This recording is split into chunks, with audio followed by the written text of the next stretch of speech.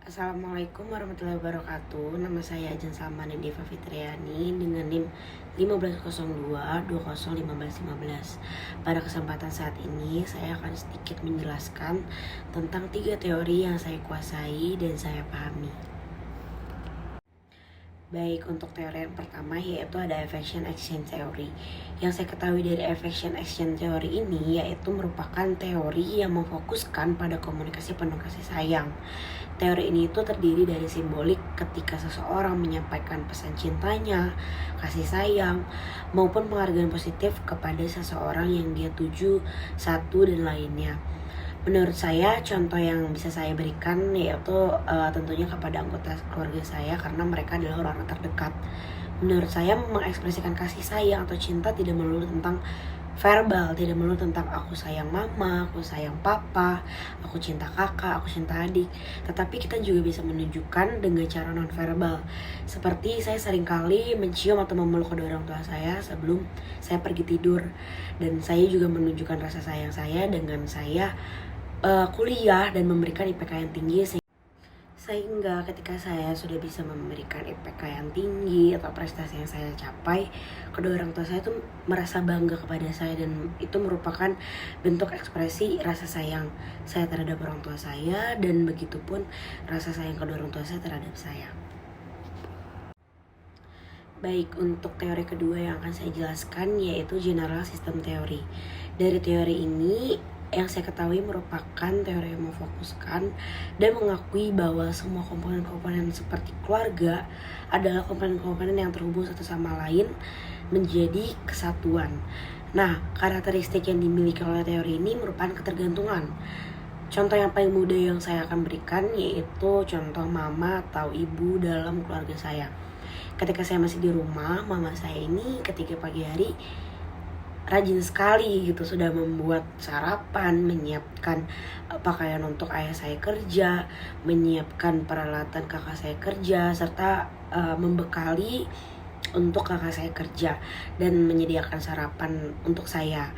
Nah, ketika mama saya atau ibu saya sakit, saya juga melakukan hal yang sama. Nah, ketika mama saya sakit, saya juga melakukan hal yang sama terhadap beliau, yaitu saya menyiapkan sarapan, menyiapkan peralatan untuk ketika mama saya ingin mandi atau bergegas pergi ke dokter. Saya juga dapat melayani hal yang sama seperti yang mama saya atau ibu saya lakukan.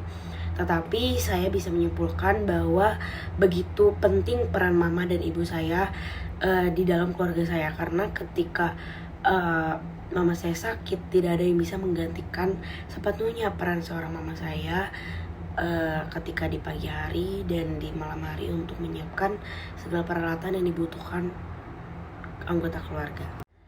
Nah, sekarang kita masuk ke teori yang terakhir, yaitu yang ketiga, ada communicated narrative sense making teori, atau teman-teman mungkin tahunya teori CNSM.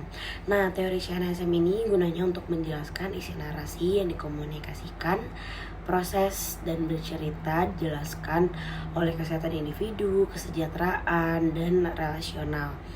Nah, teori ini juga dirangkum dalam 3 poin, yaitu ada bercerita retrospektif, ada bercerita interaksional, dan yang terakhir ada bercerita translasi. Nah, aku akan sedikit menjelaskan apa itu CNSM menurut aku. Nah, mungkin di sini aku akan mengambil contoh dari asumsi yang ketiga, yaitu CNSM berfungsi untuk mendongeng. Nah, teman-teman, dari fungsi mendongeng ini aku akan memberikan contoh yaitu cerita dari anggota keluargaku juga, yaitu ayahku.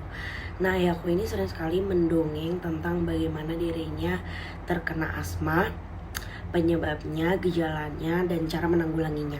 Karena asma itu merupakan penyakit turunan yang dimana pasti ada salah satu antara aku dan kakakku yang dapat terkena asma, dan tentu saja yang terkena asma itu adalah aku sendiri. Nah, aku sendiri ini sudah terbiasa ya untuk menanggulangi penyakit asma aku ketika kambuh, karena seringnya ya aku memberikan petua atau memberikan nasihat kepada aku sendiri ketika asmaku kambuh, apa saja yang harus aku lakukan dan hal apa saja yang harus aku antisipasi. Nah, fungsi mendongeng ini sangat baik dan sangat bermanfaat bagi aku karena baik, mungkin itu saja beberapa teori yang aku jelaskan sedikit demi sedikit menurut aku dan sesuai pemahaman aku. Semoga apa yang aku sampaikan dapat berguna dan berkesan. Wassalamualaikum warahmatullahi wabarakatuh.